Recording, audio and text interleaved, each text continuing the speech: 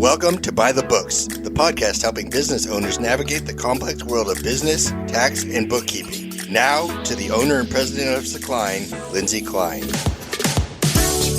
Thanks for joining us, everyone. This is Lindsay Klein with Klein, honest, accurate bookkeeping performed on time, and your host of By the Books. I'm here today with Jason Liu, who I didn't even ask you how you wanted to be introduced this morning. But well, I have those fun facts. You could use those. That I did not print out. No problem. I'll do it myself. I like to introduce myself sometimes. Perfect. Yeah. You introduce yourself. Tell the people what they should know about you. Since we talk about business today, I want one of my fun facts is that I got my wife through my mother-in-law for selling myself every half a year. Selling yourself. And finally, I closed her, and I got my wife. So that was fun. I love that the most important fact you think people need to know about you is that you sold yourself to your mother-in-law. Well, relate to the topic a little bit. I also like jokes. I like fun stuff. I used to read about jokes like almost 15 minutes a day for almost a year straight. Wow. So like in my database, I have a lot of jokes and stories about fun stuff. I can attest to this. Okay, good. Given that this is a business podcast, perhaps we should mention your business. Oh yes, I'm with NSW Electrical with Maintenance. Okay. So I have my own electrical business. And you're a master electrician, correct? Yes. Okay. And you've got an electrician business, you've got a team, and help people out with their electrical needs, right? Exactly. Okay. Awesome. That's fantastic. And then, of course, sells himself for... Yeah. Now, when you say that you sold yourself, perhaps we should drill down on that for a second. What do you mean exactly? So let me tell you this story. It's very tough. So not many people go do what I go do, right? Like, I met a girl I really like, and I really want to marry her. But I find out my mother-in-law, she's an accountant. So accountants, really good numbers and money, right, guys? So I was always the fun guy. I make everybody laugh, have a good time. I do everything pretty good except making money part, when I was dating my wife. So that came to my mind. So I can't just bring up to her and say I want to marry your daughter. So it's tough, So I start doing favors for her. I go to her house, fix her computers, the plumbing. She had car problems, work on the cars, So I get my brownie points saved up, for a few years first, So then I have some, leverage to say, hey, Mom, I have a good news and bad news for you. What is it? The good news is I want to fix everything for your house and everything related to your family for free for life. What's the bad news? I'm going to marry your daughter. So, her face get really serious for a few years, So, but I mean, my wife really likes me. We like each other. She knows it. And That's I have a few good friends considering you're married. That you like each other. That back me up with, to have a talk with my mother-in-law. So at the end, she said yes. Wasn't like marry my daughter, yes, but she's like, yeah, whatever, yes, So there was still a yes, So I find out, man, maybe my sales skill wasn't that good, So if I travel back to time, I bet I could get married with my wife in 2 years instead of 5 years. Okay. So you've increased your sales from 5 years to 2 year level. Yeah. You see, I level up, In life, you gotta level up, man. Otherwise, you're not learning, you're wasting it. Yeah. I like that. Now, you mentioned you wanted to talk about sales. Oh, yes, absolutely. Because I found sales is very actually the essence of your business, man. If you get no sales, you get no money to bring home, your wife and your kids will be sleeping in the street or in the tent, You're so dramatic. A Walmart tent, So Walmart tent. Yeah, so it's now, is Walmart tent lower than other tents? Yeah, you could buy one from Big Lot. They have a worse one sometimes, Okay, so Walmart is kind of a step up then. Yeah, Walmart is like, okay, I could sleep in a tent for like 2 days a week, without suiciding, but that I would not try to do it. So back to the business and the sales. So a lot of people didn't. So in the beginning, right, when I learned about sales, my misconception is, I need to sell something to somebody. They need to buy something from me, whether they need it or not. So I have these negative image of sales is not a good thing, he's a salesman, don't talk to him too much. But I slowly I realized I see a lot of high level successful salespeople. They're not like that, man. They give me a totally different feeling. So I started looking into studying us, and now I come to conclusion to find out you could do good in sales in two way, in a bad way where people say, he's coming again, but he's still gonna hit the numbers in the office. And there's a good one where he almost like a friend. He said, Yes. he comes again. Let's talk to him, see what's going on with him. Yes. And then I'm going after the very high level of sales where you become a friend, a consultant to the client. He'll even call me for something not related, for plumbing problem or some other stuff, So I know, that's two way of it. Obviously, we like the better way of sales where you can make friends, get the sales super easy, and build relationship with client. That's the ultimate sales. And it's almost like magnetic, man. People saw you, they automatically want to talk to you about what you do, not you try to tell them. That's the goal. So I think that's very important sales skill. Absolutely. But, you mentioned to me, you lived in New York, right? That's where you're from. And you came down here to Texas not really having any connections, correct? No, zero connections. So you started your business down here basically from nothing. From nothing, yeah, man. Asian guy came from New York with small eyes, man. It was not easy, guys. When I show up in network meeting, I was so nervous. Is that how you got started? Was through networking? I tried everything, because I found out my wife was pregnant, so I need to make things happen quicker. In New York, I was doing well because I have good relationship with people, but it was just like I was just riding along. I never studied sales. I never have a plan for business. I just do things day by day, whatever.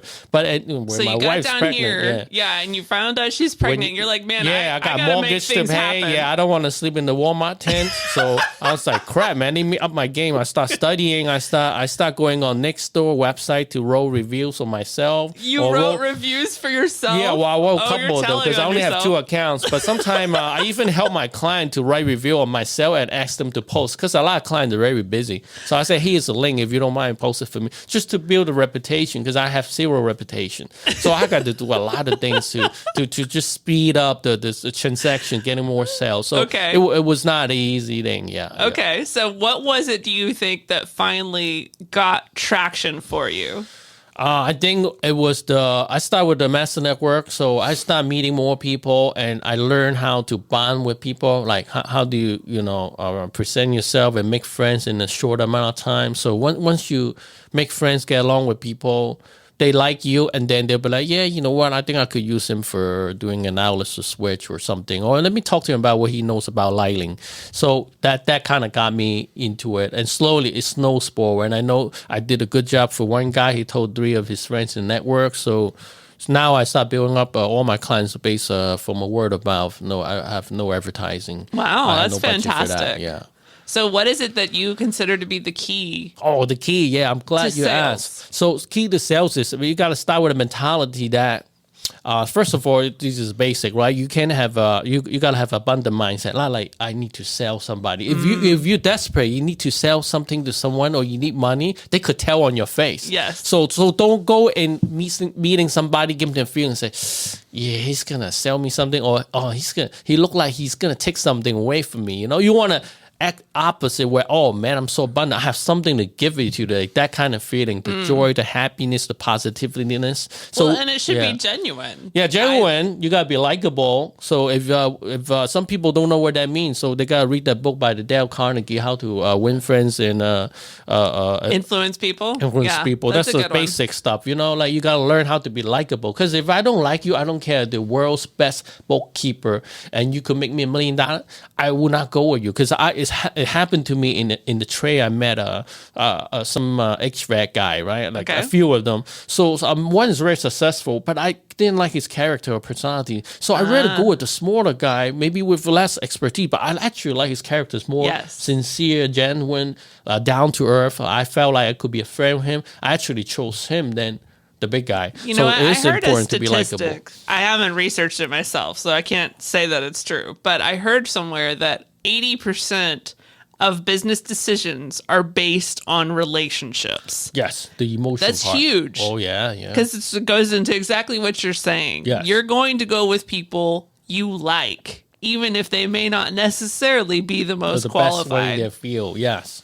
And, quite frankly, when you first met a client, be honest with yourself. The client, if never heard about you, he doesn't know how good you do in bookkeeping, right? So basically, he's just judging from talking to you. Say, oh, you know, I like Lindsay. Like, oh, she smiles a lot. You know what? I think I'm gonna go with Lindsay because the other bookkeeper always very agitated and she looks really boring. You know what? Let me call Lindsay. I think she's gonna do better. You know job. what's ironic? They will feel like that. You know what's ironic about this is I just had a meeting last week with a prospective client that told me wanted to make a change from his current bookkeeper.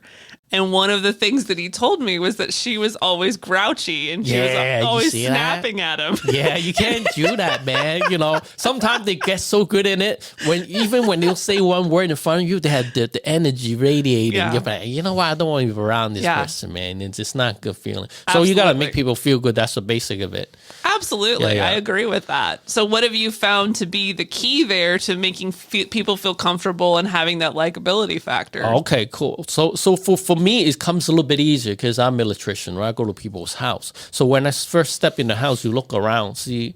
Once you look at the things around the house, you kind of know what kind of life they have. So you talk about stuff that matters to them. So if I see a lot of mess, right, in his house of kids, you know, shoes, socks, and toys everywhere. So basically, you're saying you need to spy on people. I would call observation. I'll talk about things that matter. So if they have a messy house, I say, oh man, it just look exactly. They will apologize to me. Oh, sorry for the mess. I say, don't apologize. It look exactly like my house. Actually, my house worse than you. I'll say that. So it kind of instantly you kind of try to bond. Say, oh, okay, he's a parent. Okay. Oh, he's a good parent. Oh, he had messy kids like me. So now you kind of pull the relationship. Say, okay, we have something in common. Comfortable. Yeah, comfortable. Something finding in common. Commonalities. Yes. Okay, gotcha. And it's slowly like, you know, and you could ask interesting questions. So let's say I walk into a guy's garage doing electrical work. I saw a lot of wooden boxes and it looks like for guns and rifle. I purposely asked him, hey, what's these for? So then he would start telling me story. Oh yeah, these are my rifle and stuff. He's proud of it, telling me the background of it, what's he do with that, when's the next time he go out with these things, all that stuff. It's like, oh cool, you know. So like that's, you know, and I tell him, yeah, I like guns too, but I don't know how to shoot, you know. So stuff like that will engage an interesting conversation. Okay. So when you ask questions like that, you know, you have a casual chat, have a fun conversation, that kind of instantly build that bond. So once the bond gets a little stronger, then they will you meet the likable level. When you're at the likable level, your sales become easier. So So it's like your bookkeeping, you know. So when you talk to people first, you don't want to talk about, oh man, my service is very accurate, I'm very honest. It becomes really, like, wait a second, surface so weird. level. She keeps emphasizing. You pretty much like very open, say, hey, how you doing? Tell me a little bit about yourself and what kind of problem you're having right now. So it's more like focus on them. So slowly they'll be like, oh man, Lindsay care about me. Right? Let me ask her how much she charge, and that's the point. You could get to the level where you could talk about price and slowly move him to the next level. Well, people's favorite topic is themselves.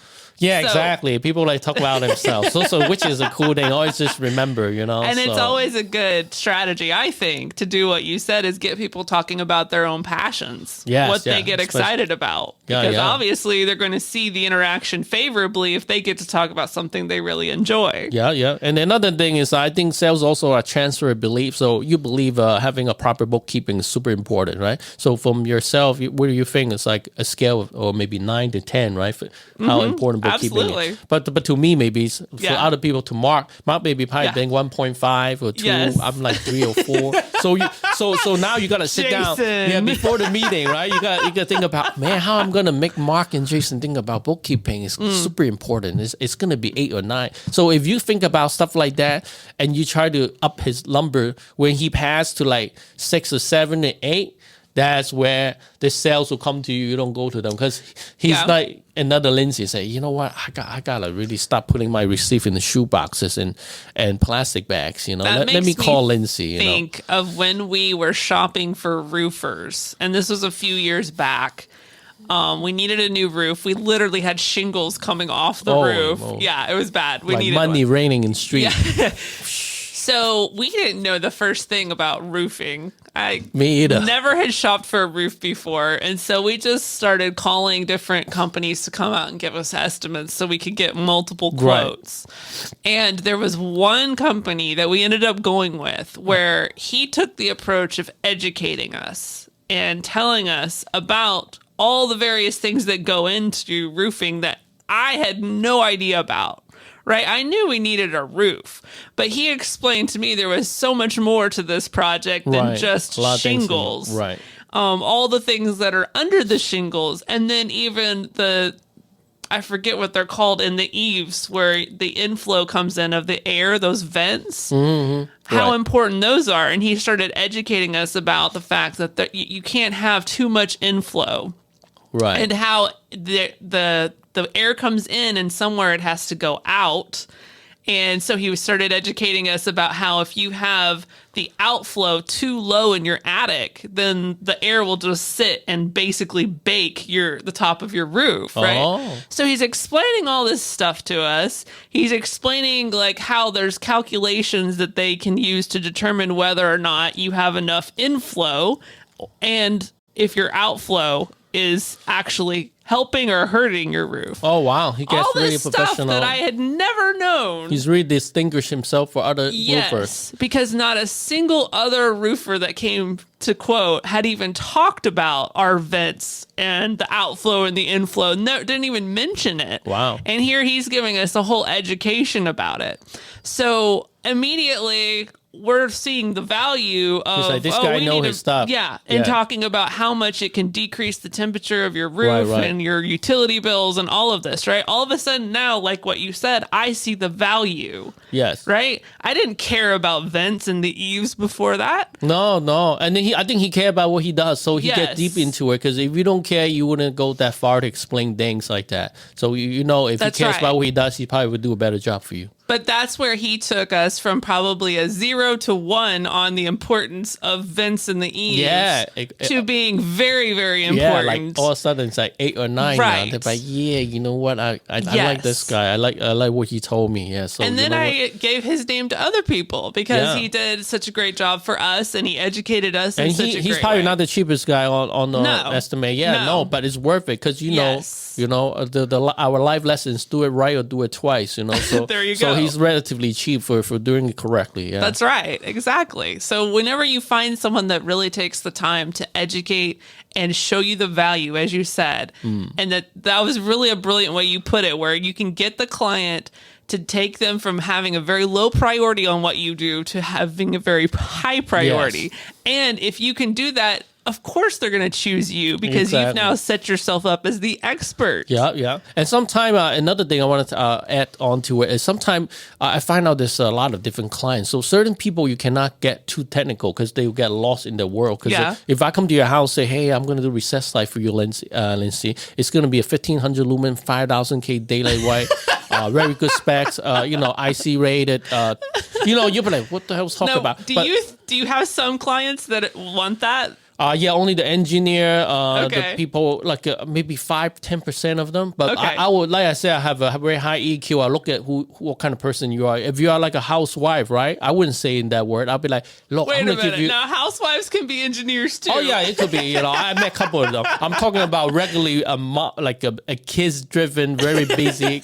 Around, women don't care about, like my wife doesn't care about electricity. So that you gotta decode it, right? It's very easy. So it's how I put it. Say, hey, Lindsay, look, I'm gonna put these beautiful recessed light for your kitchen, and it's gonna be so bright and nice to make your kitchen look nice. And whenever your kids leave a lot of beans and stuff, you see every single piece of beans and rice left over on the dish. That's gonna be a huge difference for you. So that will connect them a lot faster. It's like, oh yeah, I see my my kids, man, bam, like you see how you connect that.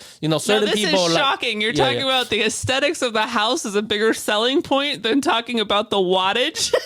And on top of that, I'll say, hey, on top of that, this thing sell. I wouldn't. If you tell them watt consumption only 10 watt per piece, they probably don't understand. But I'll be like, look, one of these old lights will equal 3 of your new lights. There you go. So they instantly click. So like, there's a lot of if you could do that kind of explanation and analogy, they will understand really fast. That's how you could also, let them understand better. So they'll be like, oh, wow, he actually knows his stuff. But he put it in a very simple way for me to understand that. Yeah, that's good. Yeah. So is there a sale where you thought, I'm not going to get this person? Like they not interested at all, and somehow you were able to turn it around into a sale? Oh, yeah. So I call that the serial killer type. So I've been to many... Serial killer? Serial killer. Serial serial killer. killer, like Dexter, one of my favorite shows. So I've been to a lot of houses. Wait, hold on, pause. Yeah. You see serial killers? Well, I probably do because I pay a lot of attention. Like I said, I watch a lot of Dexter episodes. I start thinking about things, and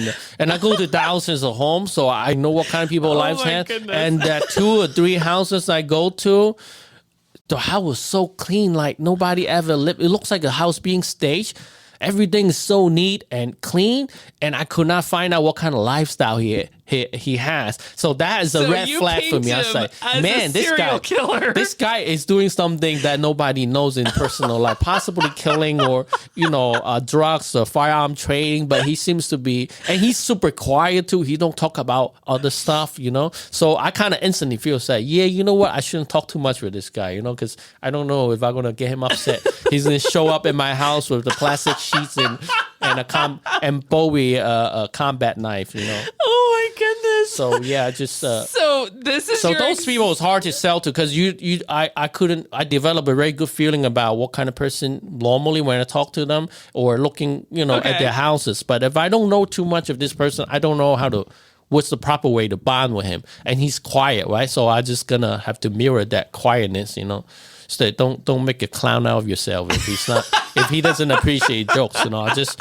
stay professional. I will talk about something more like work related, like more technical wise, so that way you gain more respect, so that way they may be I don't know what they're thinking in their mind, but like at the end of the work, they will all of a sudden ask me, hey, I was thinking about doing this.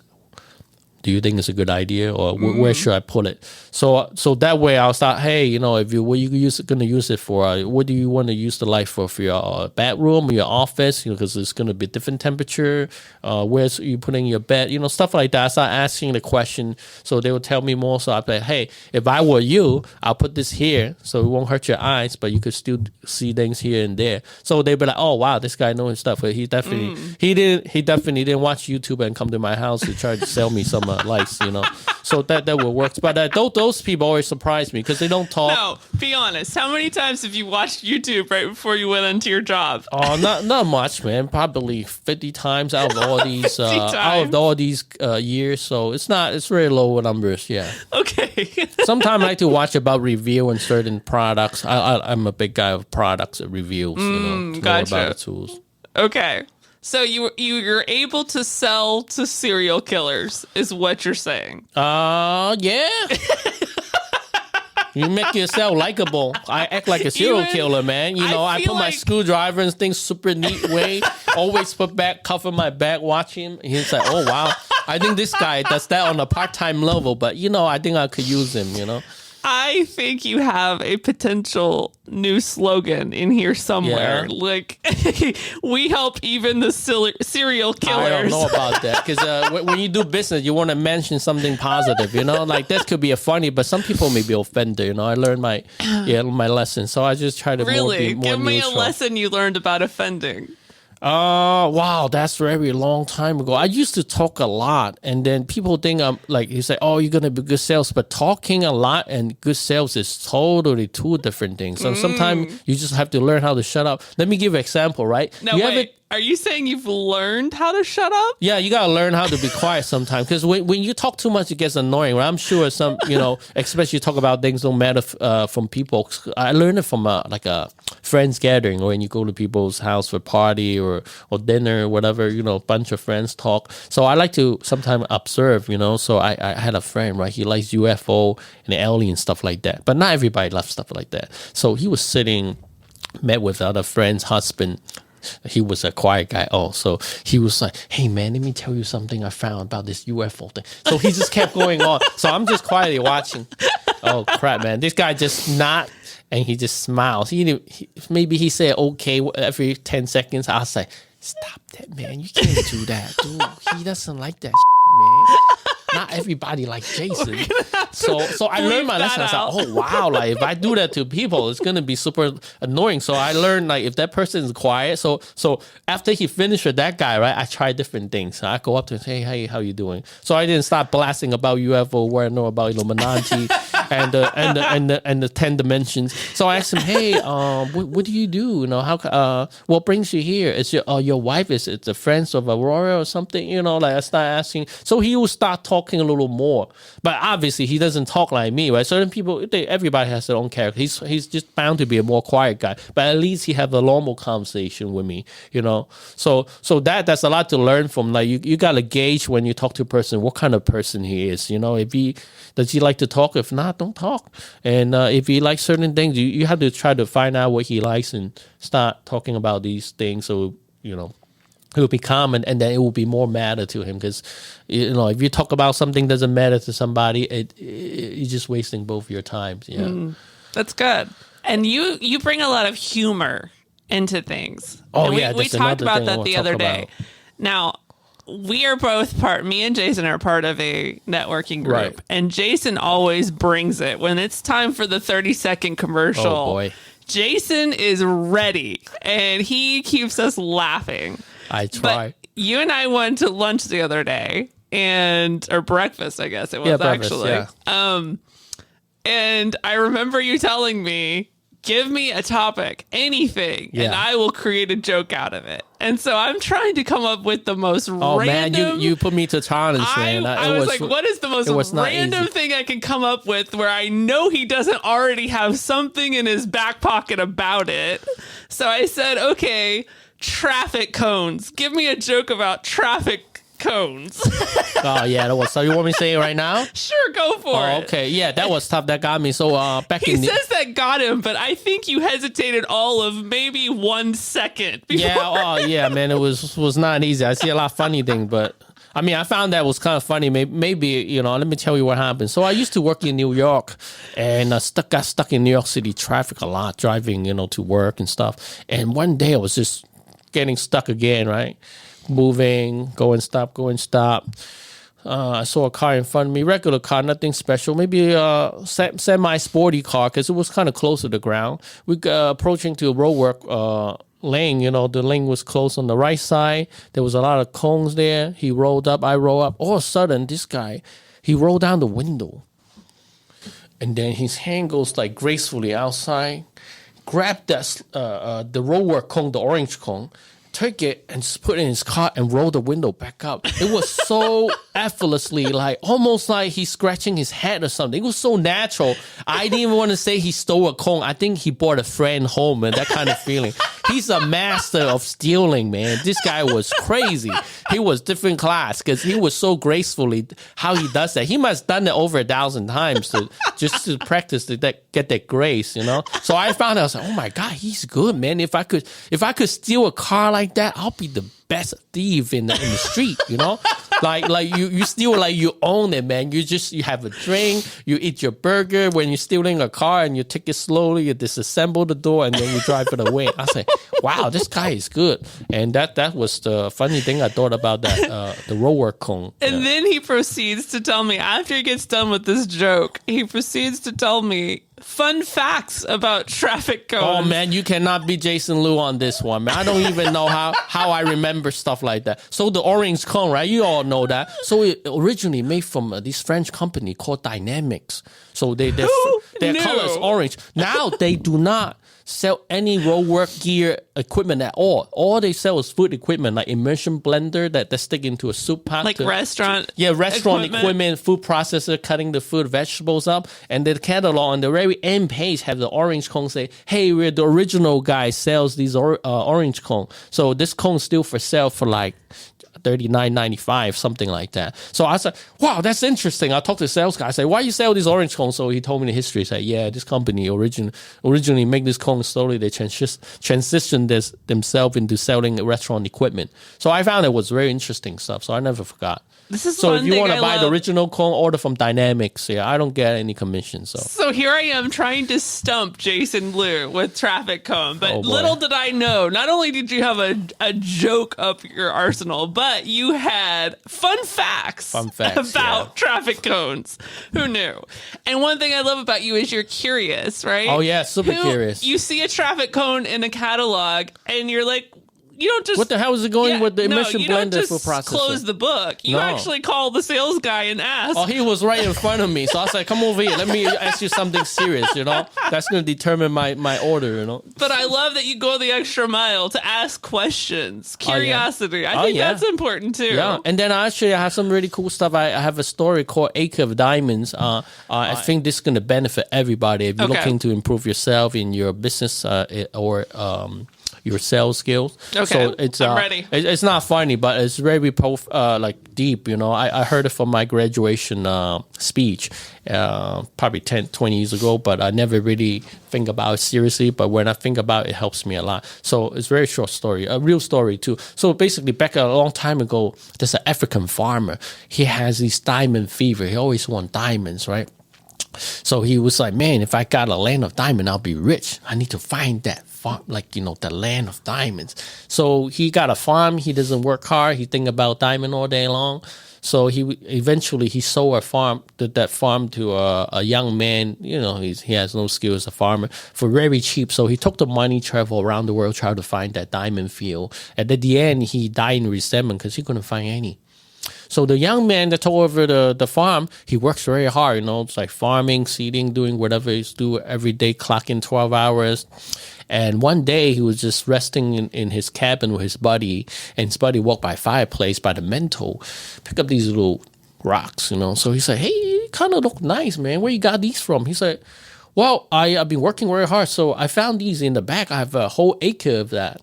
And the buddy starts studying and say, man, dude, I think this is the rough form of diamonds. Man, I think you're rich, dude. So you know, so it is true. So he got a whole acres of diamond by working so hard on his own farm. So the metaphor story, I'll make it short, is every one of you and me and Mark, we're all born with these diamonds inside our body.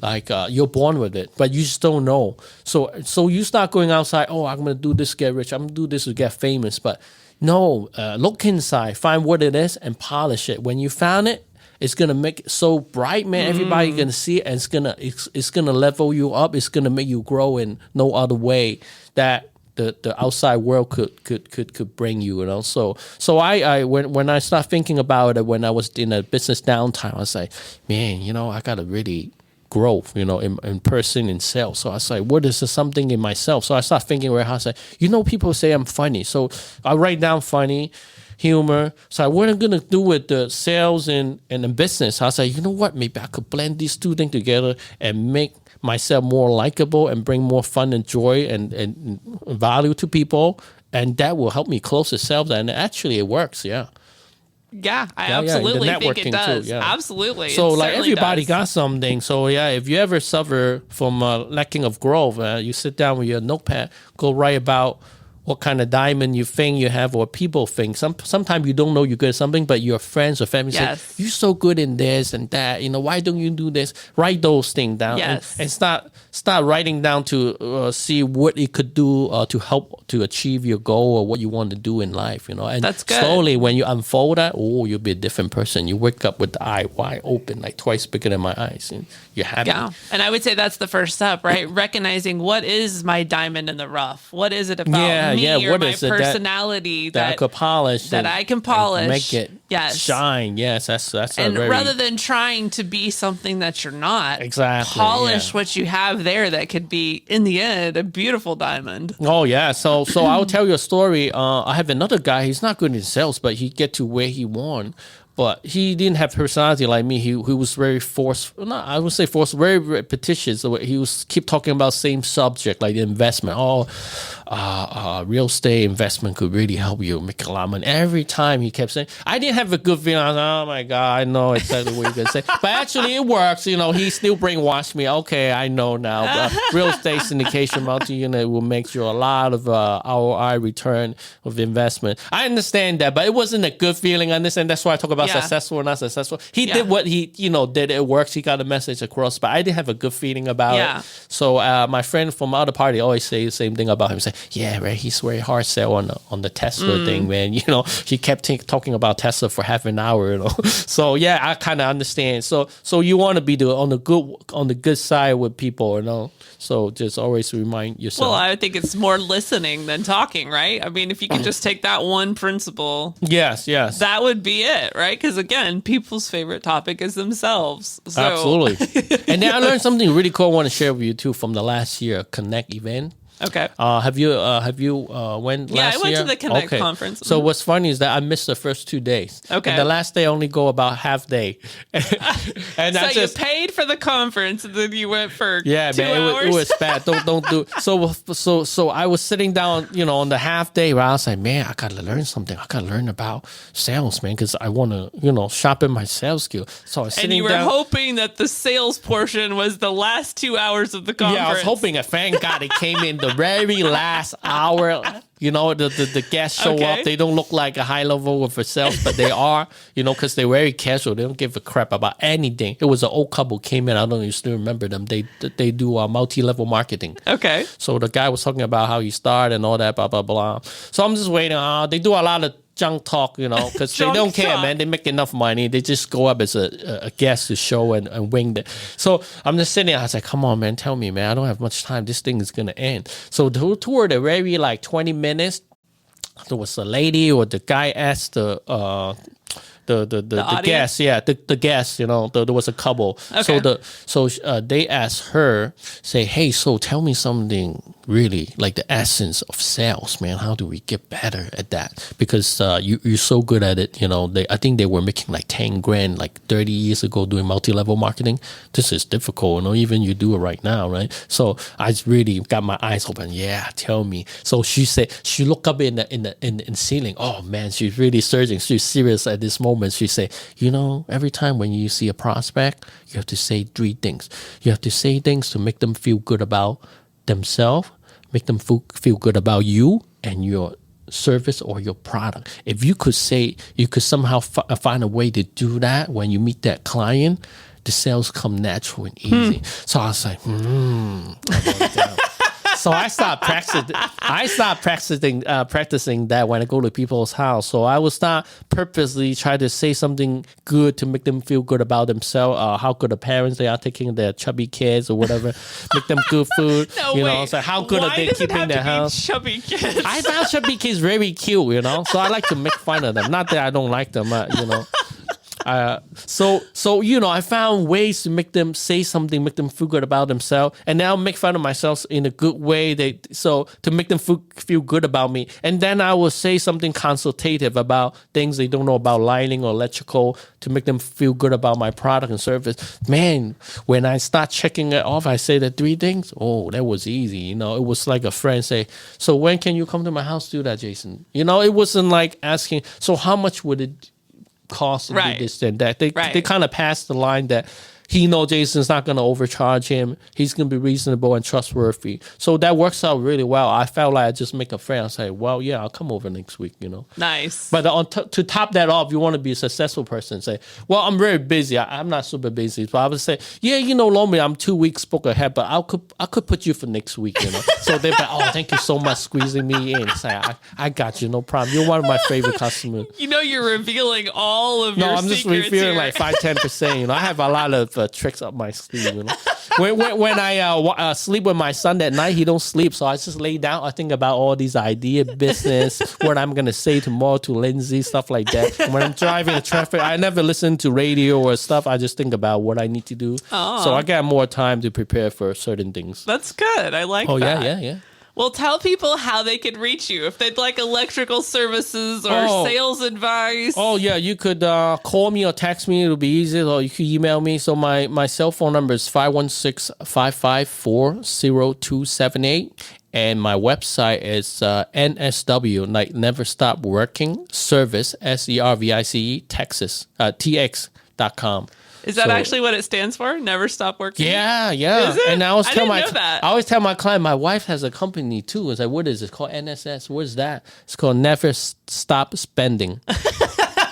They always got a good laugh. Say, oh, I like your name. Man. And my other friends say, NSW also means no shitty service. I said, wow, that described me really well too. Thank you.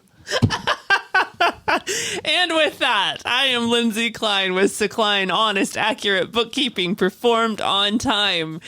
You can reach us at info@sakline.com or visit our website at sakline.com, SAKLINE.com. Thanks for joining us, everyone. Have a great week. By the Books is presented by Sakline. Honest, accurate bookkeeping performed on time. For more information on Sakline services or to get a hold of Lindsay, visit sakline.com or email info@sakline.com. The information provided on this website and podcast does not and is not intended to constitute legal advice. Instead, all information, content, and materials available are for general information purposes only. Information provided by Sakline may not constitute the most up-to-date legal or other information. Listeners should contact their attorney to obtain advice with respect to any particular legal matter and should refrain from acting on the basis of this information without first seeking legal advice from counsel in the relevant jurisdiction. Only your individual attorney can provide assurances that the information contained herein and your interpretation of it is applicable or appropriate to your particular